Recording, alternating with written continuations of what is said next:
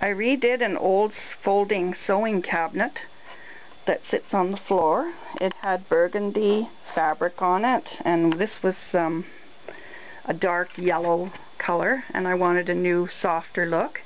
It folds together, and inside the back of the bright fabric shows, so it's muted, and it has little hooks. These are some of the little crocheted hearts and a butterfly that I did from Amy's videos, and I put a little pearl or button in the center. I hung my thread over here, not hung it, put it on the spool spindles. That's a flower I made. That's a vintage pin cushion, and I made pockets on both sides at the bottom. I gathered them with elastic and then tacked them on. That's a lingerie holder. And there's one of my stick pins I made recently. Then the other side has a little shelf that folds up and down, and I put a little doily on there. There's the other little pocket, and I put a Victoria magazine on there, and then it folds together.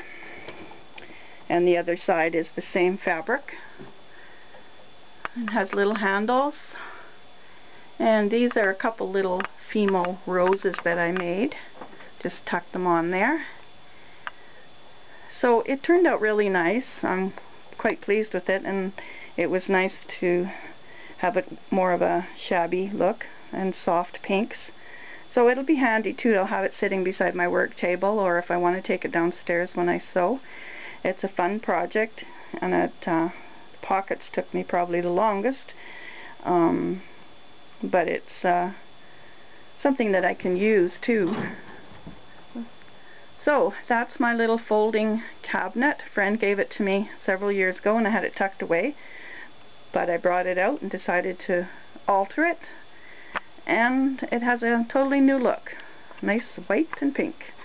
Thanks for watching. Bye for now.